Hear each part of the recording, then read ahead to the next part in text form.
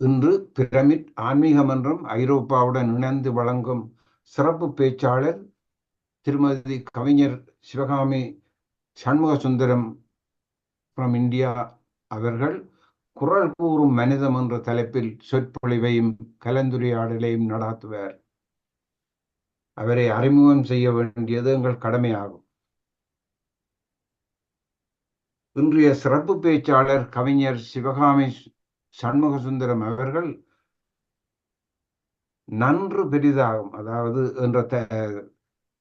அதாவது குரல் கூறும் மனிதம் என்னும் தலைப்பில் ஒரு சொற்பை வழங்க உள்ளார். எங்கள் இணையதளத்தில் சொற்பொழிகளை வழங்கியவர் இருந்தாலும் அவர் புதிதாக சேர்ந்தவர்களுக்காக அவரை பற்றிய ஒரு சிறு வார்த்தைகள் கூற வேண்டியது எனது கடமையாகும். கவிஞர் சிவகாமி சண்முகசுந்தரம் அவர்கள் மதுரையில் பிறந்து ஈரோட்டில் கல்வி கற்று சங்கத்தமிழ் வலய காட்சியின் மேலாண் இயக்குனராக கடமையாற்றிக் கொண்டிருக்கிறார். சங்கத்தமிழ் வலய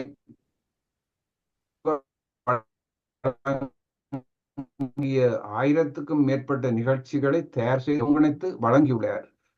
இவருடைய கவிதைகள் தமிழ் அருவி வானொலி ஜெர்மனியில் வாரந்தோறும் ஒலிபரப்பாகி உலகம் அறிந்த கவிஞராக திகழ்கிறார்.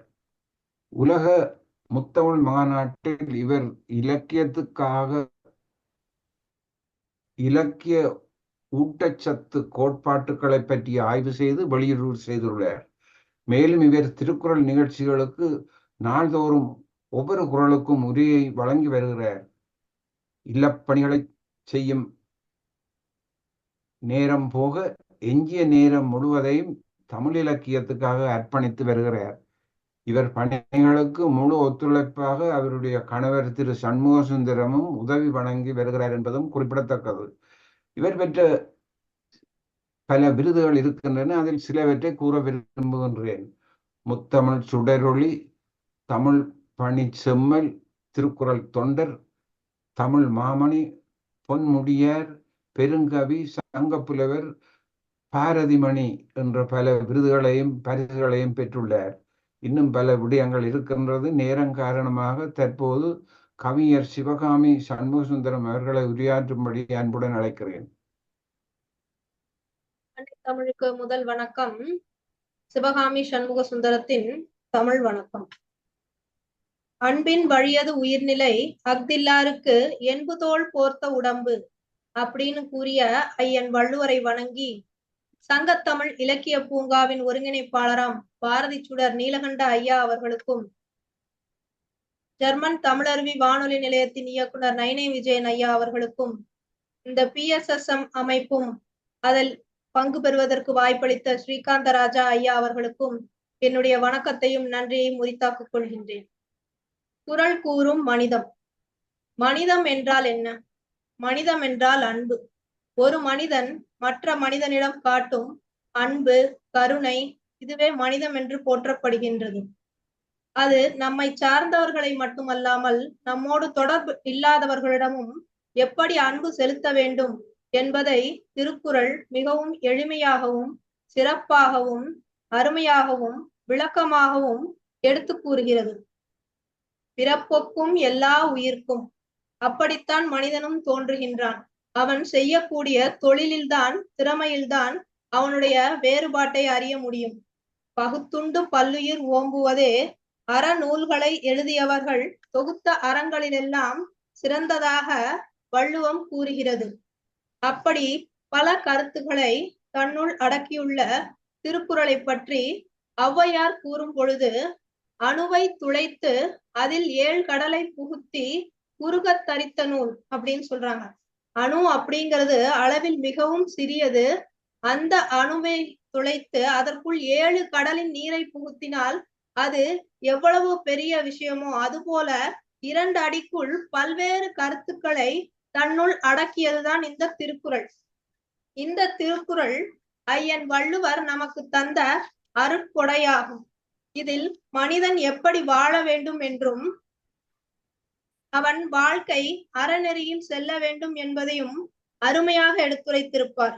அறவழியில் வாழ்ந்து அதன் மூலமாக பொருளை ஈட்டி அதில் நாம் இல்லறத்தில் இன்பம் காண வேண்டும் என்பதற்காக அறம், பொருள், இன்பம் ஆகிய மூன்றையும் முப்பால்களாக வைத்தார்.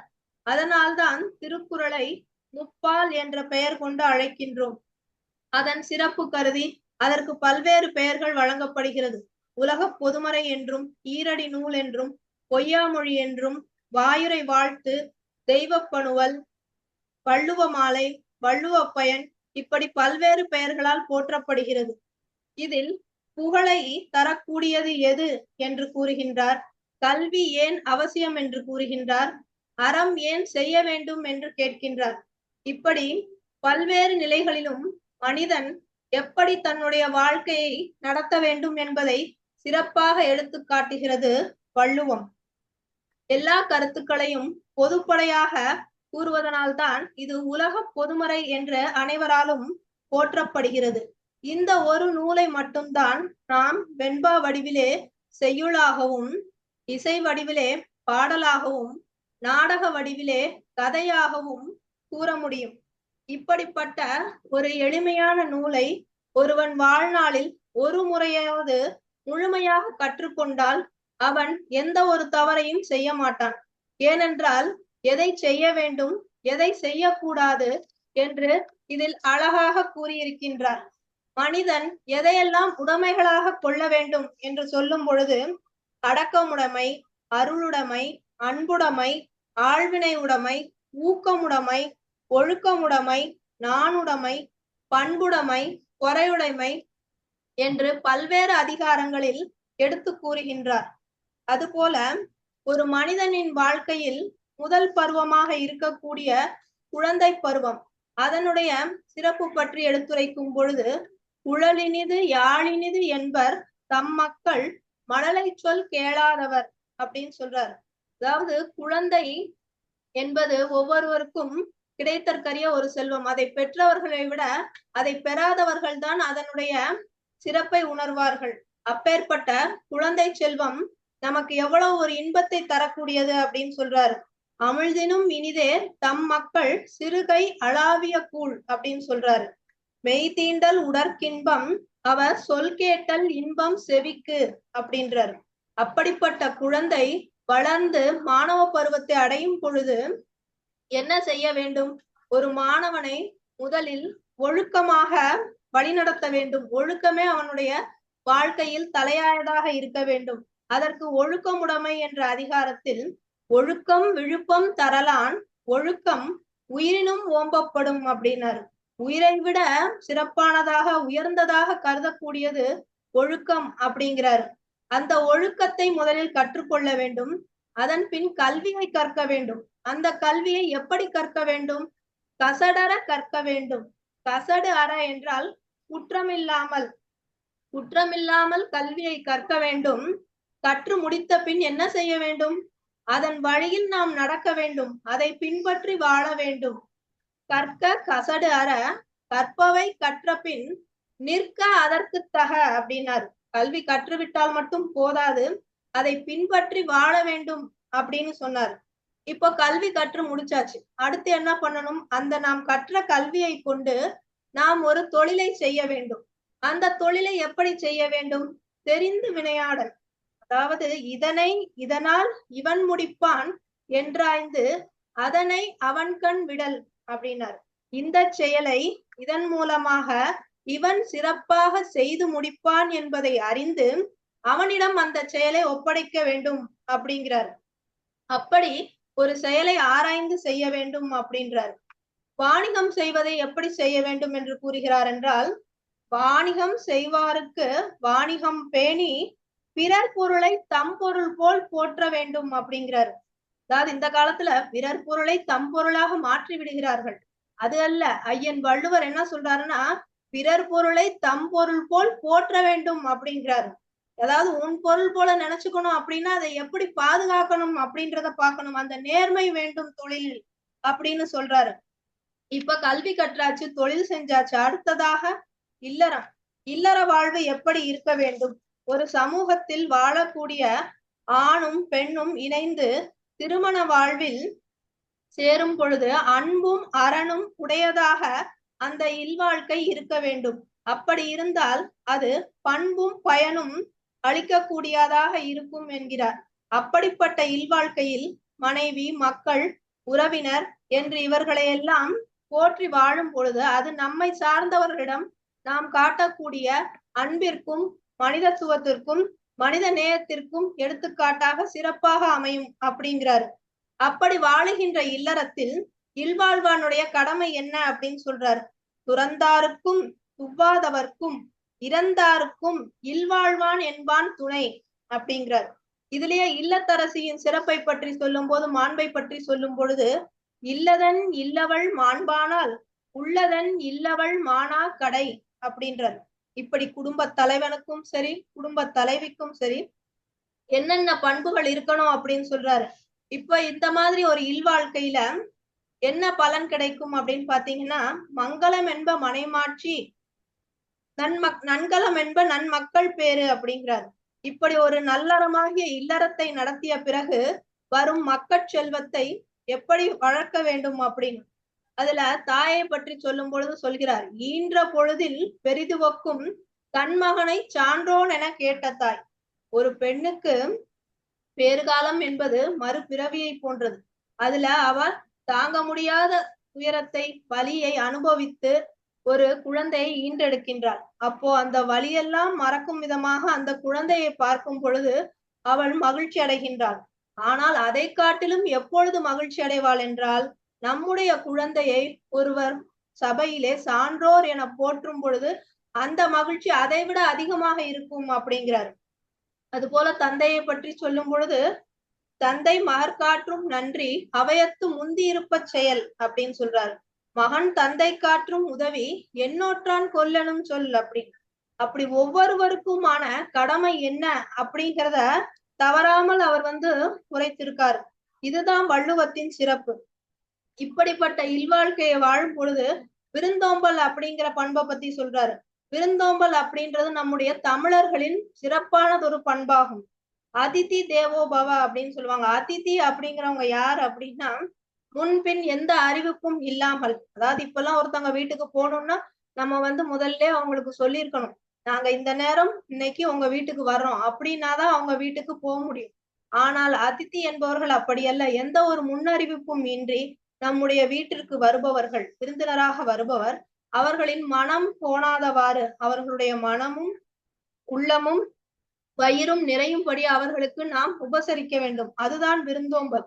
விருந்தோம்பலை பற்றி சொல்லும் பொழுது வள்ளுவர் என்ன சொல்கிறார் என்றால், மோப்பக்குழையும் அனிச்சம் அப்படிங்கிறார். அதாவது முகர்ந்தாலே வாடிவிடக்கூடிய அனிச்ச மலரை போல விருந்தினர் நம்முடைய ஒரு சின்ன முகசுளிப்போ இல்ல நம்முடைய செயலினாலோ மனம் வருந்தாதவாறு அவர்களுடைய உள்ளமும் வயிறும் நிறையும்படியாக அவர்களை உபசரித்து விருந்தோம்பல் செய்து அனுப்ப வேண்டும் அப்படின்னு சொல்றாரு. இப்படி ஒவ்வொன்றிற்கும் சிறப்பாக கருத்துக்களை எடுத்து கூறுகிறார் ஐயன் வள்ளுவர். அது போல பாத்தீங்கன்னா, இந்த சமூகத்துல மற்றவர்கள் பழிக்கக்கூடிய செயலை செய்யக்கூடாது அப்படிங்கிறார். அறத்தை வலியுறுத்துகிறார், அருளை வலியுறுத்துகிறார், அன்பை வலியுறுத்துகிறார். பெற்ற தாய் பசியோடு இருந்தாலும் பரவாயில்லை, சான்றோர்கள் பழிக்கக்கூடிய செயலை செய்யக்கூடாது அப்படின்னு சொல்றார். இப்படிதான் பாத்தீங்கன்னா, ஒரு குடும்பம், கணவன், மனைவி, ஒரு ஆண் குழந்தை, ஒரு பெண் குழந்தை, இப்படி நல்லறமாக இல்லறம் நடத்தி கொண்டு வருகிறார்கள். அவர்கள் எல்லா உயிர்களிடத்தும் அன்பு செலுத்துகிறார்கள். அவர்கள் வீட்டிலே ஆடு, மாடு, பசு எல்லாவற்றையும் வளர்க்கிறார்கள். அவர்கள் பசுவிலிருந்து கறக்கும் பாலை தங்களுடைய பயன்பாட்டிற்கு போக மீதியை அக்கம் பக்கம் இருப்பவர்களுக்கு கொடுக்கிறார்கள். ஆலயத்திற்கு அபிஷேகத்திற்கு கொடுக்கிறார்கள். அந்த காலத்துலலாம் பாத்தீங்கன்னா தண்ணி, பால் இதெல்லாம் விலைக்கு கொடுக்க மாட்டாங்க. இப்பதான் நம்ம எல்லாத்தையுமே விலைக்கு விற்கிறோம், விலை கொடுத்து வாங்குறோம். ஆனா அப்படி அந்த மாதிரி கிடையாது. அதுதான் அறம். குழந்தைக்காகட்டும் பெரியவர்களுக்காகட்டும் நமக்கு மிஞ்சினது போக மற்றவர்களுக்கு கொடுப்பார்கள். அப்படி எல்லோருக்கும் கொடுத்து கொண்டிருந்தார்கள். தினமும் ஆலயத்திற்கு அவர்கள் வீட்டிலிருந்துதான் பால் அபிஷேகத்திற்காக போகும். அப்போ ஒரு நாள் அவங்க குழந்தைகள் பள்ளிக்கு போகும் பொழுது அந்த தாய் என்ன செய்யறாங்க, இந்த பாலை கொண்டு போய் கோயில்ல அபிஷேகத்துக்கு கொடுத்துட்டு போயிருங்க நீங்க பள்ளிக்கூடத்துக்கு போகும்போது அப்படின்னு சொல்லி கொடுத்து விடுறாங்க. இந்த பிள்ளைகளும் அந்த பாலை வாங்கிட்டு கோயிலுக்கு பள்ளிக்கு கிளம்பி போறாங்க. அப்ப அவங்க போய் சற்று நேரத்திலேயே அர்ச்சகர்கிட்ட இருந்து செய்தி வருது, இந்த மாதிரி இன்னைக்கு வர வேண்டிய பால், அபிஷேகத்துக்கான பால் இன்னும் வந்து சேரல அப்படின்னு. அப்போ அந்த தாய்க்கு ஒரே பதட்டமாயிருது. காலையில தானே நம்ம குழந்தைங்க கிட்ட குடுத்து விட்டோம், என்ன பண்ணாங்கன்னு தெரியலையே அப்படின்னு சொல்லிட்டு, சரி நான் குழந்தைங்க வரவும் விசாரிக்கிறேன் அப்படின்னு சொல்றாங்க. அப்போ மாலையில குழந்தைகள் வீடுக்கு வந்ததும் கேக்குறாங்க, என்ன ஆச்சு இன்னைக்கு? அபிஷேகத்திற்கான பால உங்ககிட்ட தானே குடுத்து விட்டேன், என்ன பண்ணீங்க அப்படின்னு. அப்போ அந்த பெண் குழந்தை சொல்றா, இல்லங்கம்மா, நாங்க வந்து நீங்க குடுத்த பாலை எடுத்துட்டு கோயிலுக்கு தான் போனோம். போற வழியில ஒரு அம்மா கைக்குழந்தையோட, அம்மா சாப்பிட்டு ரொம்ப நாள் ஆச்சு, குழந்தை ரொம்ப பசியா இருக்கு, 4 நாளா எதுவுமே சாப்பிடல, ஏதாவது இருந்தா குடுங்க அப்படின்னு கேட்டாங்க. அதனால நான் வந்து நீங்க குடுத்த பால அவங்களுக்கு குடுத்துட்டேன்மா. நான் பண்ணது தப்பா அப்படின்னு சொல்லி கேக்குறாங்க. அப்போ அந்த சிறுவன் சொல்றான், அம்மா நான் கூட அக்காட்ட சொன்னேம்மா, இது சாமிக்கான பாலுன்னு, ஆனா அத வந்து குடுத்துட்டாங்க அப்படின்னு. அப்போ அந்த தாய்க்கு வந்து ஒரே வருத்தமாயிருது. ஐயோ! இன்னைக்கு நம்ம பகவானுக்கு செய்யக்கூடிய கைங்கரியம் வந்து தவறி போயிருச்சே அப்படின்னு சொல்லிட்டு, பூஜை அறையில போயி அந்த விக்கிரகத்தின் மடியில விழுந்து அழுகுறாங்க. என்னைய மன்னிச்சிருங்க. இன்னைக்கு உங்களுக்கு செய்யக்கூடிய கைங்கரியம் என்னால் செய்ய முடியாமல் போச்சு. குழந்தைகள் செய்த தவறுக்காக மன்னிச்சிருங்க அப்படின்னு அழுகுறாங்க. அப்போ நிமிர்ந்து பார்க்கும் பொழுது அந்த சிலையினுடைய வாயிலிருந்து பால் வடிகிறது. அப்பதான் அவங்களுக்கு தெரியுது. இதுதான் உண்மையான சேவை, இறைவனுக்கான தொண்டு. மக்கள் சேவையே மகேசன் சேவை அப்படின்னு சொல்றோம். அது மாதிரி குழந்தையின் சிரிப்பில் இறைவனை காணலாம். எப்போ ஒரு குழந்தை வந்து அங்க பசியால வாடுதோ, அந்த குழந்தையினுடைய பசியை வந்து நம்ம போக்கும் பொழுது அங்கு வந்து இறைவன் இருக்கின்றான். அதைத்தான் உணர்த்துகிறது இந்த கதை. இது போலத்தான் நம்ம ஐயன் வள்ளுவரும் சொல்றார். என்ன சொல்றாருன்னா, ஆற்றுவார் ஆற்றல் பசியாற்றல், அப்பசியை மாற்றுவார் ஆற்றலின் பின் அப்படிங்கிறாரு. அதாவது இருக்கிற ஆற்றல்லேயே சிறந்தது பசியை பொறுத்து கொள்ளக்கூடிய ஆற்றல். ஆனால் அதை விட சிறப்பு எது அப்படின்னு பாத்தீங்கன்னா, அந்த பசியை போக்குபவரனுடைய ஆற்றல் அப்படின்னு சொல்றாரு. இதைத்தான் நம் பாரதியும் சொல்றாரு. தனி ஒருவனுக்கு உணவில்லை எனில் ஜெகத்தினை அழித்திடுவோம் அப்படின்னு சொன்னாரு. ஏன் அப்படின்னா, நம்மோட இருக்கக்கூடிய சக மனிதன் பசியால் வாடுகிறான். அவனுக்கு உணவில்லை அப்படிங்கும் பொழுது அவனுடைய பசியை நம்மால் போக்க முடியவில்லை அப்படின்னா, ஜெகத்தை கூட அழிக்கலாம், தவறில்லை அப்படின்றாரு. அது போல மற்றவர்கள் மீது கருணை காட்ட வேண்டும். ஒருவருக்கு தேவை என்றால் ஓடிப்போய் உதவ வேண்டும். அதுதான் மனிதம். நம்முடன் இருப்பவன் பசியோடு இருக்கிறான் அப்படின்னா அதற்கு நாமும் தான் பொறுப்பு. அவருடைய பசியை போக்குவதற்கு என்ன வழியோ அதை நாம் கண்டிப்பாக செய்ய வேண்டும். அதுபோல் ஒழுக்கம் என்பது, ஒழுக்கத்திலிருந்து தவறாமல் இருப்பவன் சிறப்பாக வாழ்வான். ஆனால் அந்த ஒழுக்கத்தை தவறிவிட்டால் என்றால் அவன் அடையக்கூடாத பழியை அடைவான் அப்படிங்கிறார். அன்பு செலுத்தும் பொழுது அன்பு உடையவர்களே வந்து மனிதர்கள், அன்பில்லாதவர்கள் மனிதர்களே இல்லை அப்படிங்கிறார். அதாவது அன்பில்லாதவர்களை அறக்கடவுள் வருத்துவார் அப்படிங்கிறார். என்பில்லாத புழுவை எப்படி வெயில் வாட்டுமோ அது போல அன்பில்லாதவர்களை அறம் காய்ந்து வருத்தும் அப்படின்னு சொல்றாரு. பிறனில் விழையாமை அப்படின்னு ஒரு அதிகாரம் கொடுத்திருப்பாரு வள்ளுவர். இது வந்து எல்லா காலத்துக்கும் பொருந்தக்கூடியது. அதுவும் இப்ப உள்ள காலகட்டத்திற்கு மிகவும் தேவையான ஒன்று. பிறனில் விழையாமை அப்படின்னா பிறர் மனைவியை விரும்பாமை, பிறர் மனை விரும்பாத பேராண்மை அப்படின்றாரு. ஆண்மை என்பது என்ன அப்படின்னா, நமக்கு சொந்தமில்லாத பொருள் மீது நாம் பற்று கொள்ளக்கூடாது. பிறர் மனைவி மீது ஆசை கொள்ளக்கூடாது, விருப்பம் கொள்ளக்கூடாது. அதுதான் பேராண்மை அப்படின்னு சொல்றாரு. அது வந்து இன்றைய காலகட்டத்திற்கு தேவையான ஒரு சிறந்த குணமாக விளங்குகின்றது. வாய்ப்பு கிடைக்காத போது தவறு செய்யாதிருப்பவன் மனிதன் அல்ல. வாய்ப்பு கிடைத்தும் அந்த இடத்தில் தன்னை நிரூபிக்க வேண்டும். அதுதான் ஆண்மை, அதுதான் பேராண்மை.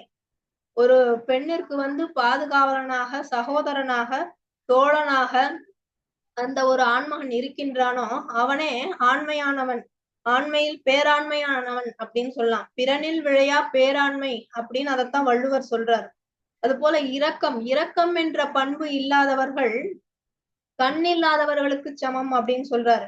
கண்ணிற்கு அணிகலன் கண்ணோட்டம், அஃதின்றேல் புண்ணென்று உணரப்படும் அப்படின்னு சொல்றாரு.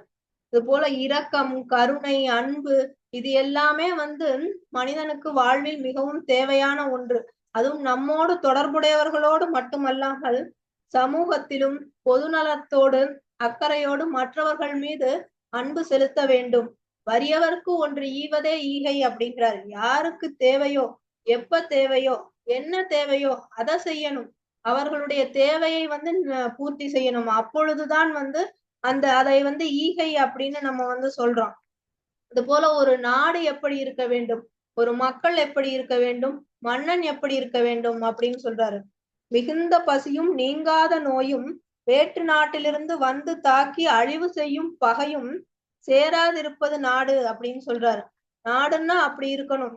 மக்கள் வந்து எப்படி இருக்காங்க அப்படின்னா, நீதி தவறாத அரசாட்சி செய்யும் மன்னனை மக்கள் இறை என்று வைக்கப்படும். மக்கள் வந்து இறைவனாக கொண்டாடுவார்கள்.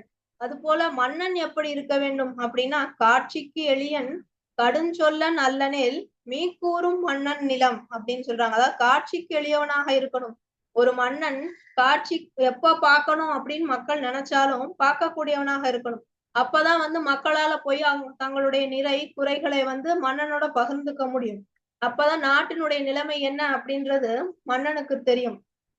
அதுபோல் இப்படியெல்லாம் ஆட்சி செய்யக்கூடிய மன்னன் ஒரு தவறு நடக்கிறது அப்படின்னா அந்த குற்றத்தை வந்து குற்றவாளிகளை அறிந்து தண்டிக்க வேண்டும். அதை எப்படி சொல்கிறார்னா, கொலையின் கொடியாரை வேந்து ஒருத்தல் அது எதற்கு சமம் அப்படின்னா, பயிர்கள் செழிப்பாக வளருவதற்கு களையை அழிப்பது எவ்வளவு முக்கியமோ அது போல ஒரு நாடு செழிப்பாக இருக்க வேண்டும் என்றால் அங்கு நடக்கக்கூடிய குற்றங்களை களைய வேண்டும், அந்த குற்றவாளிகளை கண்டிப்பாக தண்டிக்க வேண்டும் அப்படின்னு சொல்றாரு. அது போல ஆளும் வேலும் பல்லுக்கு உறுதி, நாலும் ரெண்டும் சொல்லுக்கு உறுதி அப்படிம்பாங்க. இதுல 4 அப்படிங்கிறது நாலடியாரையும் 2 அப்படிங்கிறது திருக்குறளையும் குறிக்குது. நாலடியார் வந்து 4 அடி பாடல், திருக்குறள் 2 அடி பாடல். ஆனா இது இரண்டுமே பாத்தீங்கன்னா நீதிகளை போதிப்பதில் ஒரே முறையை தான் கையாளுகிறது. நாலடியார்ல என்ன சொல்றாங்க அப்படின்னா, ஒழுக்க வாழ்வை தரும் கல்வி அழகே மிக உயர்ந்த அழகாகும் அப்படின்னு சொல்றாங்க. எம்மை உலகத்தும் யாம் காணோம் கல்வி போல் மம்மர் அறுக்கும் மருந்து அப்படின்னு நாலடியார் சொல்லுது. அது போல இனிய சொற்களை பேசுவதை வந்து மிக எளிமையா சொல்லியிருப்பாரு. அது வந்து 100வது குறளாக இருக்கும் திருக்குறள்ல. எப்பவுமே பாத்தீங்கன்னா 100 அப்படின்னாலே அது வந்து ஒரு தனி சிறப்பு தான். மதிப்பெண் எடுக்கும் பொழுது கூட 100 மதிப்பெண் எடுத்தா அது வந்து ஒரு மன மகிழ்ச்சி. அதே மாதிரி ஒரு விளையாட்டில் கூட ஆட்டத்தில் கூட ஒரு விளையாடுபவர் வந்து 100 எடுத்தால் சதம் எடுத்தால் அது ஒரு மகிழ்ச்சி. அதுபோல் 100வதாக அமைந்திருக்கும் இந்த குறள், இன்னிய உளவாக இன்னாத கூறல் கனியிருப்ப காய் கவர்ந்தற்று அப்படின்னு சொல்றாரு. அதாவது இனிமையாக இருக்கக்கூடிய நல்ல சுவை மிகுந்த பழங்கள் இருக்கும் பொழுது அதை விட்டு விட்டு எதற்காக கசப்பான காய்களை உண்ண வேண்டும் அப்படின்னு கேக்குறாரு. அப்படி கேட்கும் பொழுது அதுல இன்னொன்னு சொல்றாரு, எதற்காக நாம் வந்து இனிய சொற்கள் இருக்கும் பொழுது தேவையில்லாமல் மற்றவர்கள் மனதை புண்படுத்தக்கூடிய கடும் சொற்களை பேச வேண்டும் அப்படின்னு கேக்குறாரு. அடுத்தவர்கள் மனம் புண்படக்கூடாது, அதுவும் வந்து ஒரு மனித நேயம்தான். அதனால அதே மாதிரி இன்னொரு குறளில் தீயினால் சுட்ட புண் உள்ளாரும் ஆறாதே நாவினால் சுட்ட வடு அப்படின்றாரு. அதாவது தீக்காயம் கூட வந்து ஆறிவிடும், ஆனால் ஒருவர் சொல்லக்கூடிய கடும் சொற்கள் அதனால் ஒருவர் மனதில் ஏற்படும் காயம் ஒருபோதும் ஆறாது அப்படிங்கிறார். அதனால இனிய சொற்களையே நாம் பேசுவோம். மனதை காயப்படுத்தாத, மனதை மகிழ்விக்கக்கூடிய இனிய சொற்களை பேசுவோம்ன்றார். அது மட்டும் அல்லாமல் பணிவுடையன் இன்சொலனாதல் அப்படிங்கிறார். பணிவுடையவராகவும் இனிய சொற்களை பேசுபவராகவும் ஒருவர் இருந்தால் அதை விட வேறு சிறந்த அணியோ சிறப்போ அவருக்கு கிடையாது அப்படின்னு சொல்றாரு. எண்ணன்றி கொன்றாருக்கும் உய்வுண்டாம், உய்வில்லை செய் நன்றி கொன்ற மகர்க்குன்றார். நன்றி மறப்பது நன்றன்று, நன்றல்லது அன்றே மறப்பது நன்று என்றார். இந்த மாதிரி குழந்தைகளுக்கு சிறு வயதிலேயே அவர்கள் மனதில் நாம் வந்து அன்பை போதிக்க வேண்டும், நல்லதை விதைக்க வேண்டும். பாரதி சொன்னது போல் பகைவருக்கும் அருள்வாய் நன்னெஞ்சே அப்படின்னு சொன்னாரு. அது மாதிரி நம்ம ஐயன் வள்ளுவர் என்ன சொல்றாரு, இன்னா செய்தாரை ஒருத்தல் அவர்னான நன்னயம் செய்து விடல் அப்படிங்கிறாரு. ஒருத்தங்க உங்களுக்கு தீமை செய்தால் அவர்களை தண்டிக்க வேண்டும் நினைக்கிறீங்களா, அப்ப அவர்கள் வெட்கப்படும்படியாக அவர்களுக்கு மேலும் நன்மை செய்து விடுங்கள் அப்படின்னு சொல்றாரு. இப்படியெல்லாம் சொல்லிக்கொண்டே வரக்கூடியவர் துறவு அப்படிங்கிற ஒரு அதிகாரம். அதாவது துறவு அப்படின்னா என்ன, துறப்பது, எதிலும் ஒட்டாத ஒரு நிலை, அதுதான் துறவு. அந்த அதிகாரத்தின் முதல் குறளை கவனிங்க. 1330 குறள்லையும் இந்த முதல் குறள் தனி சிறப்பு வாய்ந்தது. என்ன அப்படின்னா, யாதனின் யாதனின் நீங்கியான் நோதல் அதனின் அதனின் இளன். இதனோட பொருள் என்ன அப்படின்னா, எந்தெந்த பொருள்களிலெல்லாம் ஒருவன் பற்றை துறக்கிறானோ அந்தந்த பொருள்களினால் அவனுக்கு ஏற்படக்கூடிய துன்பம் இல்லை, இல்ல அந்த துன்பத்திலிருந்து அவன் விடுபடுகிறான் அப்படின்றது பொருள். இப்ப இந்த குறளை சொல்லும் பொழுதே நம்மளுடைய உதடுகள் ஒட்டுவதில்லை, எதிலும் ஒட்டாத நிலை வேண்டும், துறவு என்றால் எதிலும் ஒட்டாமல் இருக்க வேண்டும் என்பதை உணர்த்துவதற்காக இந்த குறளை அப்படி அமைத்திருப்பார். அதே இந்த அதிகாரத்தில் 10வதாக இருக்கக்கூடிய குறள் அது பாத்தீங்கன்னா, பற்றுக பற்றற்றான் பற்றினை அப்பற்றை பற்றுக பற்று விடற்று அப்படின்னாரு. இதுல ஒவ்வொரு சொல்லுக்கும் உதடுகள் பற்றி கொள்ளும். இதற்கு என்ன பொருள் அப்படின்னு பாத்தீங்கன்னா, பற்றற்ற நிலையை நாம் அடைய வேண்டும் என்றால் பற்றே இல்லாதவனாகிய இறைவனுடைய பாதங்களை விடாமல் இருக பற்றி கொள்ள வேண்டும் அப்படின்றாரு. இந்த 1330 குறள்லயே இந்த அதிகாரத்தை தான் நான் சிறப்பா பாக்குறேன். எனக்கு மிகவும் பிடித்த ஒரு குறளும் கூட.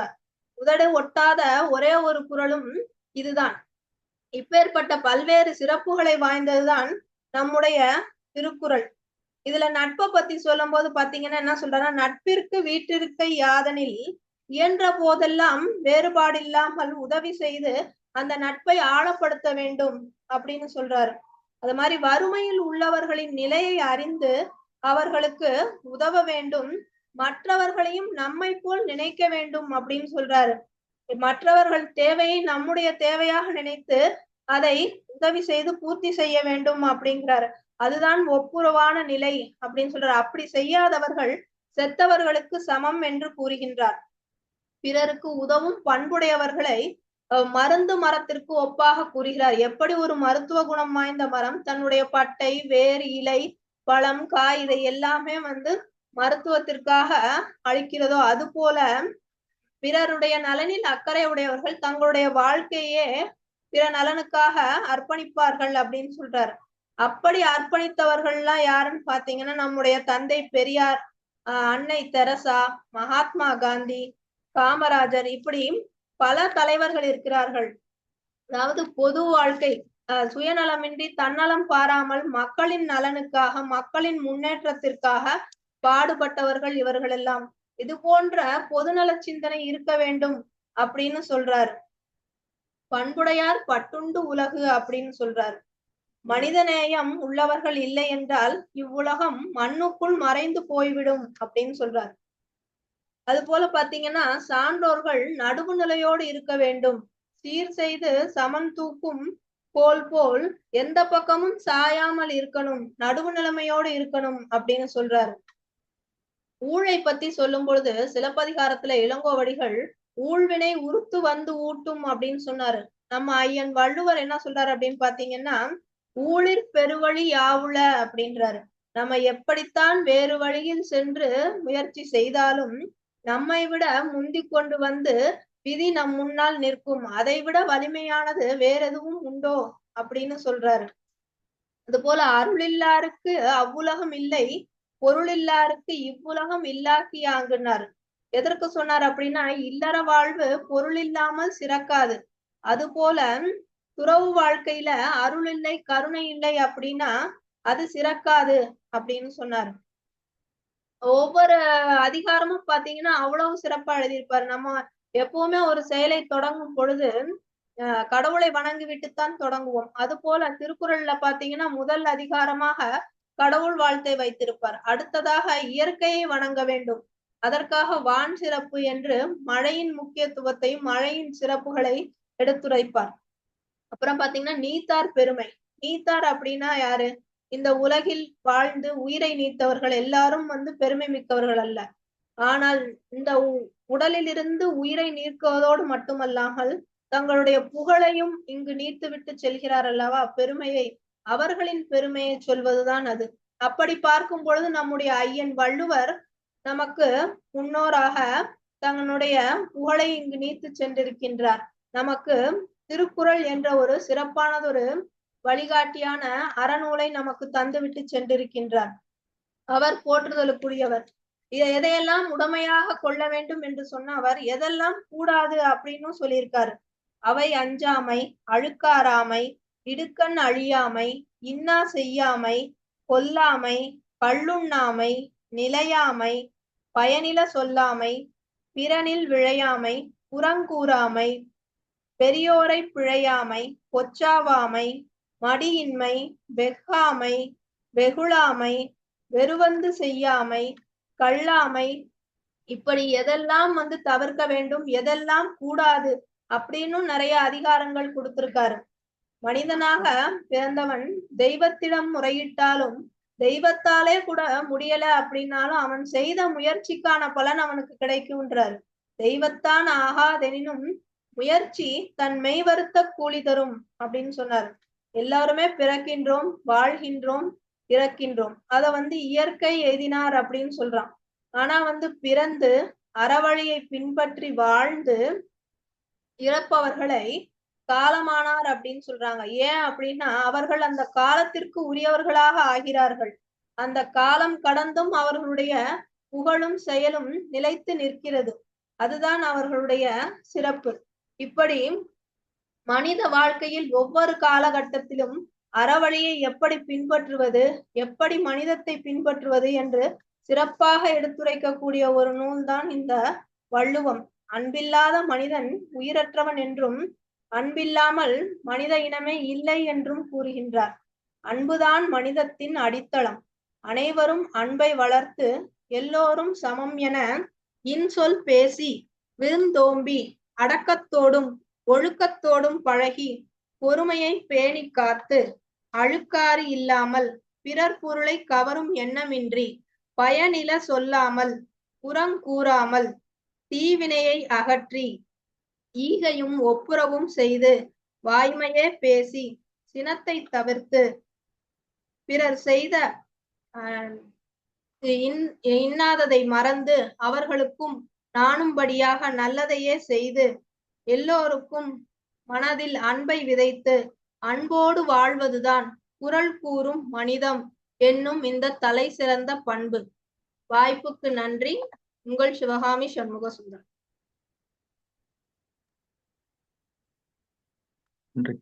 மிகவும் சிறப்பான பேச்சு அம்மா.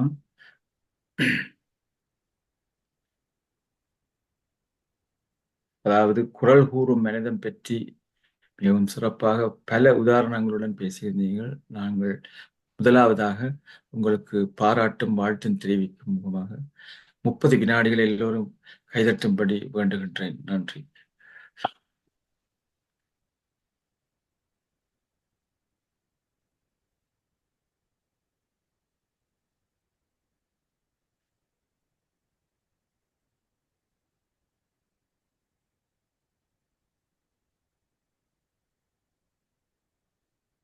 இப்பொழுது சிட்னி ஆஸ்திரேலியாவிலிருந்து குமாரசாமி பிள்ளை மாஸ்டர் அவர்கள் தன்னுடைய கருத்தை கூறுவார்கள். நன்றி.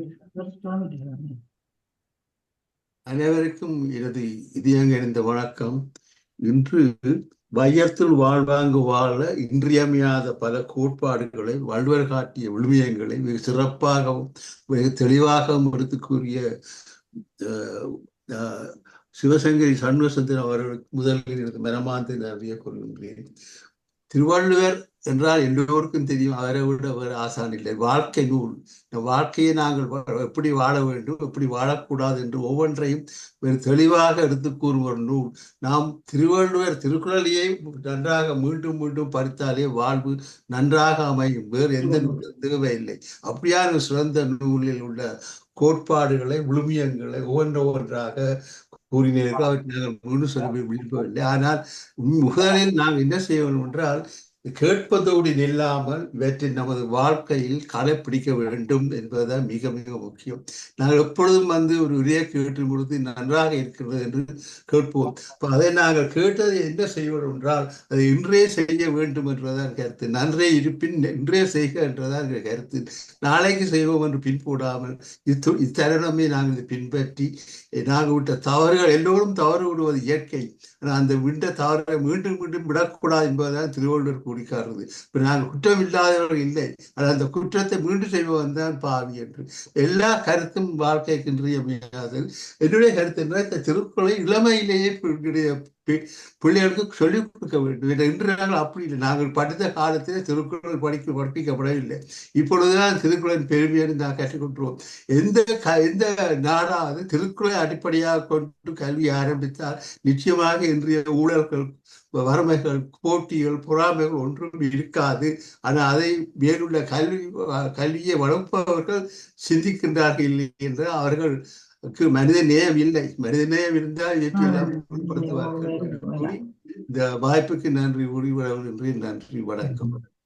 மிகவும் நன்றி ஐயா, அருமையான கருத்தை கூறியிருந்தீர்கள் குமாரசாமி பிள்ளை மாஸ்டர். இப்பொழுது சிட்னியிலிருந்து திருமதி லிங்கரட்னம் மாஸ்டர்ஸ். நன்றி. அனைவருக்கும் எங்களுடைய இனிய வணக்கம். இன்று சிறந்த ஒரு உரையை நாங்கள் கேட்டு மகிழ்ந்தோம். சிவகாமி அம்மா அவர்கள் 30 நிமிடம் தொடர்ந்து திருக்குறள் சார்ந்த திருக்குறளை பற்றி மிக அருமையான கருத்துக்கள் எங்களுக்கு பகிர்ந்து கொண்டீர்கள். எதை விடுவது, எதை தொடுவது என்று எங்களுக்கு தெரியாது. அவ்வளவு பொன்னான கருத்துக்கள். நீங்கள் ஆரம்பத்தில் சொன்னீர்கள் அறவழியில் பொருள் ஈட்ட வேண்டும் என்று. அதுதான் உண்மையிலே இந்த அறவழியில் பொருள் ஈட்டாத காரணத்தினால்தான் எங்களுடைய நாங்கள் ஈழத்து நாட்டை சேர்ந்தவர்கள் அந்த நாடே அழிந்து விட்டது. அந்த நாடே போய் அந்த தலைவர்கள் அறவழியில் பொருளீட்டாதபடியினால் இந்த நாடே அழிந்து இப்போது திருப்பி அதை மீள வர வேண்டும் என்று மக்கள் அவரோடு புதிய தலைவர்களை தேர்ந்தெடுத்திருக்கின்றார்கள். அறவழியில் நடக்க வேண்டும் என்பதற்கு அந்த ஒரே ஒரு காரணத்தினால்தான். உங்களுடைய பேச்சுக்கு மிக நன்றி அம்மா, பாராட்டுக்கள். நன்றி. அனைவருக்கும் வணக்கம். இன்று சிவகாமி சண்முகசுந்தரம் அவர்கள் அந்த குறளின் கருத்துக்களையும் பொருளையும் மழை கொட்டுவது போல இவ்வளவு நேரம் கொட்டி முடிச்சுட்டா. மிகவும் அழகாக இருந்தது. பல கருத்துகள் சொன்னா எதை சொல்றேன் எதை விடுறேன்றது எனக்கு தெரியுதில்லை. அந்த அன்பு செய்யாத ஆக்கள் வெறும் என்புதோல் போத்த உடம்பு இவ்வளவுதான் இருக்குமென்று சொன்னா. அதுதான் பகவான் சத்யசாய் பாபா சொல்லி இருக்கிறார், லவ் ஆல் சர்வ் ஆல். எங்களால் இயன்ற அளவு எல்லா உயிர்களையும் அன்பாக பார்த்து கொள்ளணும் என்று மிகவும் அழகாக சொல்லியிருக்கிறார். மற்றது அந்த ஒவ்வொன்றாக சொன்னீங்க என்ன இல்லறம், கடவுள் வாழ்த்து, எல்லாம் வடிவா சொல்லி மற்றது குழந்தை பருவம், அதுல பல குறளை எடுத்து சொன்னீங்க.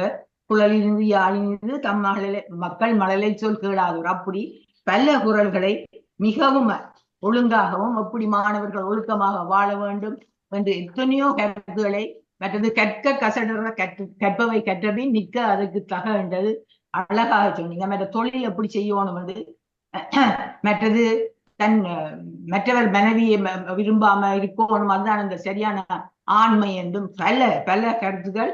எதை சொல்ற எதை விடுறேன்னு எனக்கு தெரியுதில்லை. மற்றது ஒவ்வொருவரும் அந்த துறந்தாருக்கு, இல்லாதவருக்கு, இறந்தவர்களுக்கு எல்லாருக்கும் உதவணும்னு சொன்னீங்க.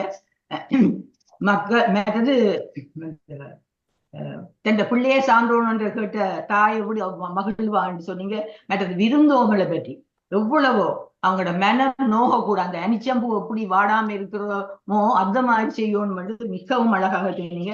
மற்றது அந்த பசு பாலை எடுத்து அந்த எப்படி அந்த கதையில் மிகவும் அருமையான ஒரு கதை, அதுல எப்படி செய்யணும் மற்ற இந்த கன்றுக்கும் கொஞ்சம் விடணும்னு சொல்லுவாங்க. என்ன எல்லா பாலையும் கறந்து விடாம அதுல கன்றுக்கும் கொஞ்சம் கொடுக்கணும் எல்லாவற்றையும் நீங்க வடிவா சொன்னீங்க.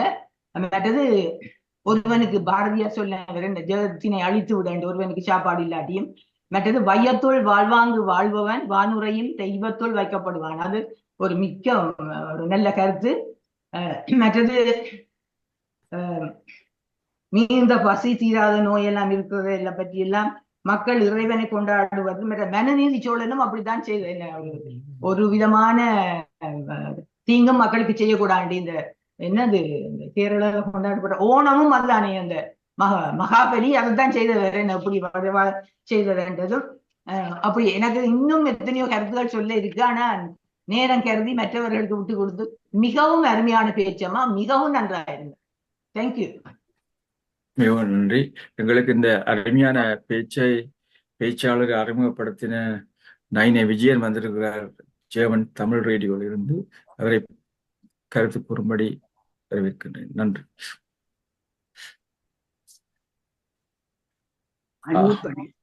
அன்மியூட் பண்ணணும்.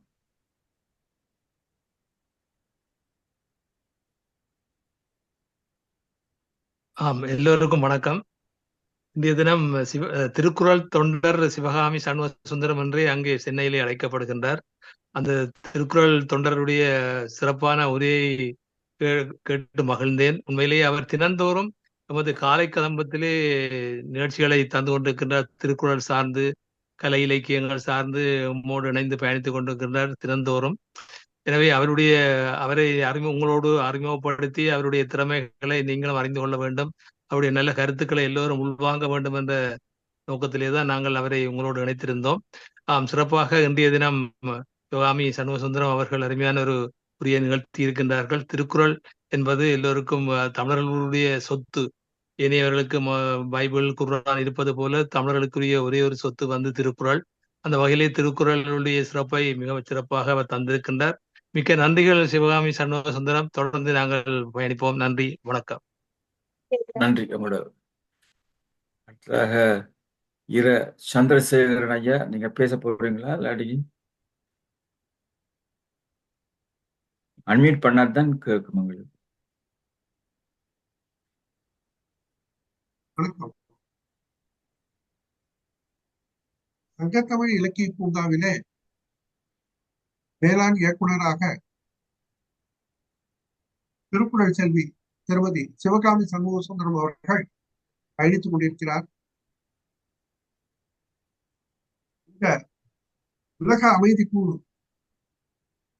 இவ்வாறு சிறப்பான ஒரு நிகழ்ச்சியை நடத்தி வருவது குறித்து மிகவும் மகிழ்ச்சியாக இருக்கிறது.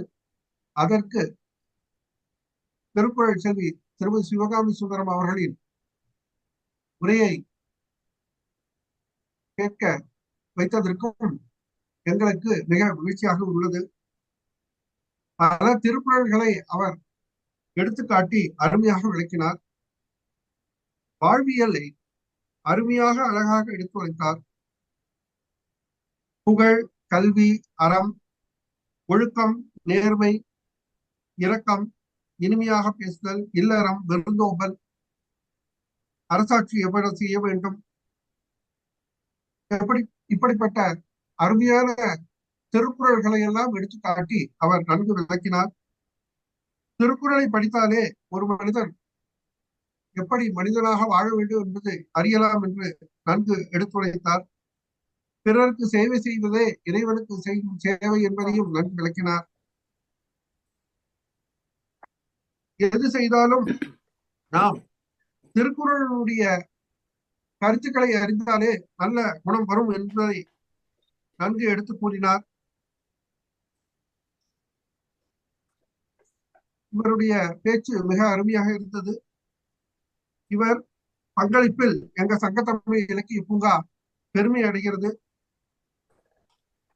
இதனை மிக மகிழ்ச்சியாக எங்களுக்கு கேட்க வாய்ப்பளித்த இந்த குழுவினருக்கு எங்களுடைய மனமார்ந்த வணக்கத்தையும் பாராட்டுதலையும் தெரிவித்துக் கொண்டு வாய்ப்பளித்தமைக்கு மிக்க நன்றி கூறி விடைபெறுகிறேன். நன்றி, வணக்கம்.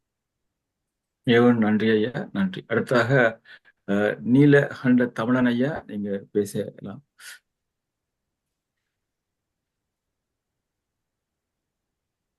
வீடியோ ஆன் பண்ணுங்க. வணக்கம்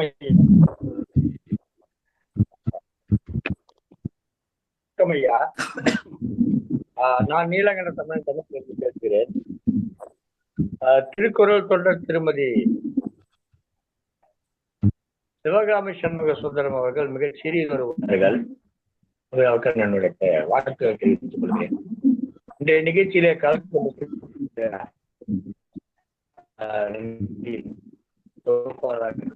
அவர்களுக்கும் தமிழர் வானொலியுடைய இயக்குனர் திரு விஜயன் அவர்களுக்கும் மட்டுமுள்ள ஏனைய தமிழறிஞர் அனைவருக்கும் எனது வணக்கங்களை தெரிவித்துக் கொள்கிறேன். தமிழ் இலக்கிய பூங்காவிலிருந்து ஒருங்கிணைப்பாளர் நீலகண்ட தமிழன், சென்னையிலிருந்து பேசுகிறேன். திருமதி சிவகாமி சண்முக சுந்தரம் அவர்கள் முதற்கன்னு ஒரு செய்தியை சொல்லியாகும். இவர் தமிழ் கற்றவர் அன்று. இங்க நிறைய பேர் தமிழ் படித்தவர்கள் இருக்கிறீர்கள். தமிழ் முதுகலை, தமிழ் முனைவர் பட்டம் போன்றவற்றையெல்லாம் படித்தவர்கள் இருக்கிறீர்கள். ஆனால் திருமதி சிவகாமி சண்முக சுந்தரம் அவர்கள் அறிவியல் பாடம் படித்தவர். ஆனாலும் தமிழ் பால் ஈர்ப்புள்ளவர். தான் கல்வி கற்கும் காலத்திலிருந்தே எண்கள் எழுதும் போது தமிழ் எண்கள் எழுதியதற்காக பள்ளியில் பாராட்டை பெற்றவர். அந்த அளவுக்கு தன்னை தமிழோடு பிணைத்துக் கொண்டவர். சமீபத்திலே மறைந்த திரு வேலையா அவர்கள் இவருடைய தாய் மாமன். அவர்தான் இவரை இத்தகைய ஒரு தமிழ் உணர்வுள்ளவராக வளர்த்தெடுத்தார். திருமதி சிவகாமி சண்முக சுந்தரத்துடைய உரையிலே திருக்குறள் சார்ந்த கருத்துக்கள், அதுவும் மனிதம் சார்ந்து திருக்குறள் எப்படியெல்லாம் பேசியிருக்கிறது என்பதை மிக அழகாக மிக நேர்த்தியாக எடுத்துரைத்தார்கள்.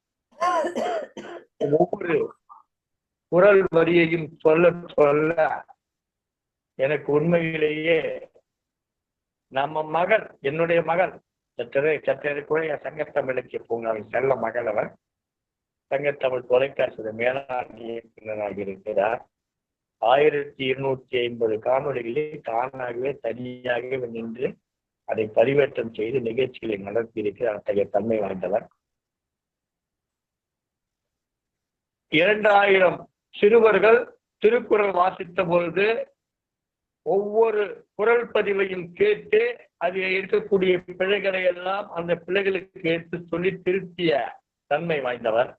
இப்படி பல்வேறு திருக்குறள் பணிகளை ஆற்றிக் கொண்டிருக்கிறார்.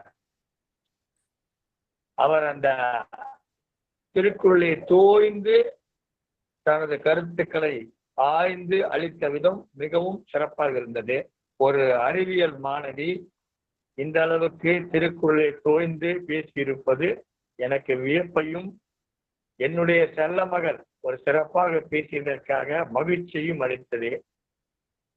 சிறப்பையா, அவருக்கு வாய்ப்பளித்ததற்கு நன்றி பாராட்டி விடைபெறுகிறேன். நன்றி, வணக்கம். மிகவும் நன்றி ஐயா. அடுத்ததாக பஞ்சாயத்து மாஸ்டர் சிட்னியிலிருந்து பேசுகிறார்.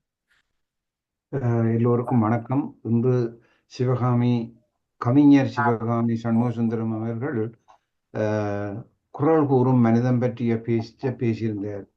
அவரது பெருமையை பற்றி நான் இன்று மற்றவர்கள் பேசும்போது அறிந்து கொண்டேன். அப்ப இது மட்டும் இல்லாமல் பல விடயங்களில் திருக்குறளை பற்றி அவர் சொல்லி வருகிறார் என்பது தமிழ்நாட்டிலிருந்து வந்து பேசியவர்கள் மூலம் அறிந்து கொண்டேன். இருந்தாலும் மற்றவர்கள் கூறாத ஒரு இரு விஷயங்களை சொல்ல விரும்புகின்றேன். அதாவது ஒழுக்கம். இந்த உயிரை விட ஒழுக்கம் மேலானது என்று சொன்னார். அது ஒரு முக்கியமான ஒரு விடயம். அடுத்தது பற்றற்றவனை பற்றுக்கொள்ளுதல். நாங்கள் இறைவனை எப்பவும் வழிபட வேணும் என்றது. பற்றற்றவனான இறைவனை நாங்கள் பற்றி கொள்ள வேணும் என்ற குறளையும் முன்வைத்திருந்தார். அதுவும் ஒரு நன்றி அம்மா. அடுத்தது நீத்தார் பெருமை. நீத்தார் பெருமை என்பது சாதாரணமான விடயம் இல்லை. அதை பற்றியும் அவர் ஆரம்பித்திருந்தார். அதை பற்றி பல கணக்க கூறவில்லை.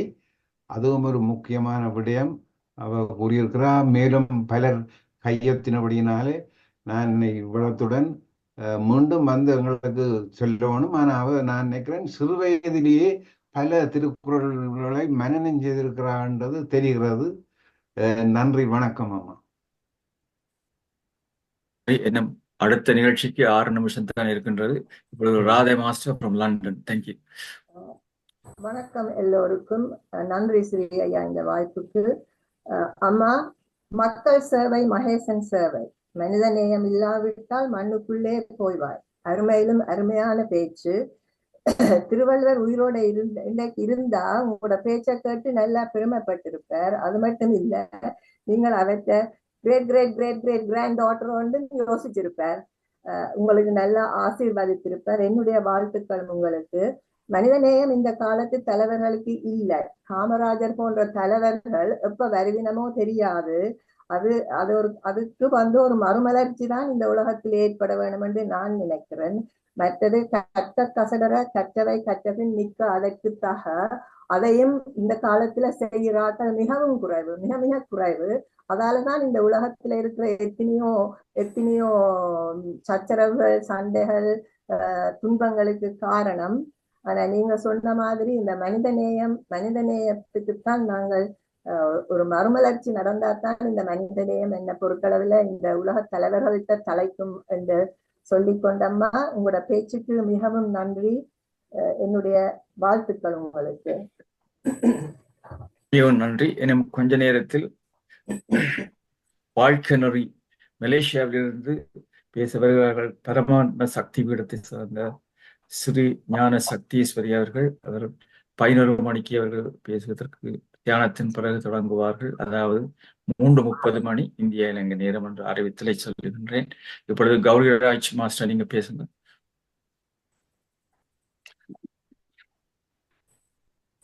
அனைவருக்கும் இனிய வணக்கம். மிக அருமையான பேச்சம்மா. உங்களை பாராட்டும் பொழுது நான் பக்கத்தில் இல்லை, ஆகையினால் இப்பொழுதானால் உங்கள் குரலை கேட்டுக்கொண்டே இருந்தேன். தூய தமிழில் இந்த இளம் வயதில் கற்காமலே மிக அருமையாக பேசினீர்கள். அறவழியில் பொருளீட்டி இன்பம் தைத்து அடைய வேண்டும் என்பதே அவரினுடைய வள்ளுவரினுடைய கருத்து. எனவே அறத்திற்கு முக்கியத்துவம் கொடுத்த அதிகாரங்களையும் பொருளை அதனுக்கு ஏற்றாற்போல் ஈட்டி இன்பத்தை அளவோடு பெற வேண்டும் என்று தன் அதிகார அமைப்புகளையே அமைத்திருக்கின்ற இதை ஒருவர் முதலில் பேசியவர் சொன்னதை போல நன்றாக உணர்ந்து வாழ்க்கையில் பின்பற்றினாலே வாழ்வாங்கு வாழ்ந்து நாம் வானுரையும் தெய்வத்தை போல இந்த மண்ணுலகிலேயே வாழ முடியும் என்று விரிவாக விளக்கினார். இன்னும் அருமையான பல கருத்துக்களை நீங்கள் சொன்னீர்கள். யாதானின் நீங்கினார் நோதல் அதனின் இலான் என்பதில் உதடுகள் கூட ஒட்டுவதில்லை என்றும் பற்றற்றான் பற்றின என்னும் பொழுது உதடுகள் நன்றாக பற்றி கொள்கின்றன என்பதையும் அருமையாக எதிரெதிர் நிலையில் எப்படி திருவள்ளுவர் சிந்தித்து அமைத்திருக்கிறார் என்று விளக்கினீர்கள். அதோடு அவர் வாழ்க்கைக்கு தேவையான அனைத்தையும் குறுகத் தரித்த குரலாக சொல்லி இருக்கிறார் என்பதை நீங்கள் இந்த வயதில் உணர்ந்ததோடு எல்லோரும் வாழ்த்தியதை போல நானும் அதை பின்பற்றி நீங்கள் சிறப்பாக வாழ வேண்டும் என்று வாழ்த்துகிறேன் அம்மா. நன்றி, வாய்ப்புக்கு நன்றி. அனைவரும் இதை பின்பற்றுவோம் என்று சொல்லி மீண்டும் நன்றி கூறி விடைபெறுகிறேன். நன்றி. பாபு சண்முகநாதன் மாஸ்டர், இந்த சாட் பாக்ஸ்ல இருக்கு, முடியுமெண்டா வாட்சி விடுவீங்களா? இப்போ ஓகே மாஸ்டர். கலா மகாலிங்கம் கனடாவிலிருந்து கூறியிருக்கின்றார். Thank you for your expert and valuable speech. Very well done. Congratulations. வணக்கம். சந்திர கிருஷ்ணன் சொல்லியிருக்கார். சிறப்பான உரையம்மா, வாழ்த்துக்கள். கிரிஜா ராஜசேகர், வெகு சிறப்பான உரை, ஒவ்வொரு எடுத்துக்காட்டும் அருமை. சிவகாமி அம்மா, திருக்குறளை ஊன்றி படித்தால்தான் இவ்வாறு சிறப்பான உரை ஆற்ற முடியும். மனமார்ந்த வாழ்த்துக்கள் அம்மா. அத்துடன் நன்றி. பூவாளர் மாஸ்டர், ஒரு நிமிஷத்துல நீங்க பேச வேணும், என்னோட டைம் போட்டுருது.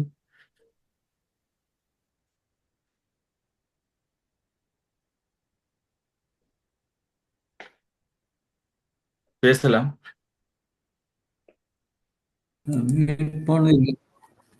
கேக்குதா?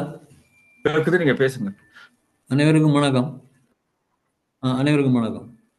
திருமதி சிவகாமி சண்முகசுந்தரம் அவர்கள் குரல் கூறும் மனிதம் பற்றி மிகவும் அழகாக உரையாற்றினார்.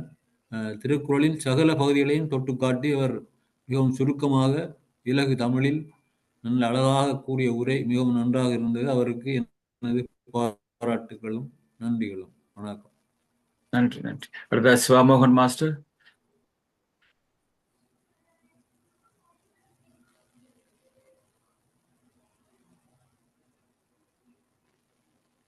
நீங்க பேசலாம். இல்லையா நீங்க அதுல? ஓகே. இன்று மிகவும் சிறப்பாக எல்லா நிகழ்ச்சிகளும் நடைபெற்றது. சிவகாமி சண்முகசுந்தரம் அம்மாவுக்கு மிகவும் நன்றி. இன்னொரு முறையும் நீங்க வந்து பேச வேண்டும் என்று கேட்டுக்கொள்ளுகின்றேன். அருமையான பேச்சு. நீங்க திருக்குறள் எல்லாத்தையும் அழகாக சொல்லியிருந்தீங்க. நன்றி. ஒரு 1 மினிட்ல ஒரு நிமிஷத்துல பேச ஒரு வாழ்த்து மட்டும்தான் சொல்றேன். அழகான இந்த குறளினுடைய விளக்கத்துக்கு உண்மையாகவே வள்ளுவர் ஏழ்கடலை புகட்டி அவ்வளவு அறிவு சார்ந்த விடயங்களை இந்த திருக்குறளுக்குள்ளே உட்புகுத்தி இருக்கிறார் என்பதற்கு மிக தெளிவாக விளக்கங்களை தந்தீர்களம்மா. நன்றியும் வணக்கமும் வாழ்த்துக்களும். மீண்டும் வந்து இவ்வாறு ஒரு உரையை நீங்கள் ஆற்றுங்கள். நன்றி. இன்னொரு செய்தி வந்திருக்கின்றது. ராஜாமணி சொல்லியிருக்கிறார், குறளுக்கு ஒரு சிறப்பு பெயர் உண்டு. இயற்கை வாழ்வில்லம் என்பது அது. ஒவ்வொரு இல்லத்திலும் ஒரு வேத நூலாக, புனித நூலாக, நெறிகாட்டும் நூலாக போற்ற வேண்டும். மிக சிறப்பு, அருமை அம்மா திருமதி சிவகாமி சண்முகசுந்தரம் அவர்களே. வணக்கம். நன்றி நன்றி நன்றி மிகவும் நன்றி. நாங்கள் அடுத்த நிகழ்ச்சிக்கு போக வேண்டி இருக்கின்றது. நாங்கள் இப்பொழுது ஸ்டார்ட் பண்ணுவோம். நீங்கள் மாஸ்டர். நன்றி.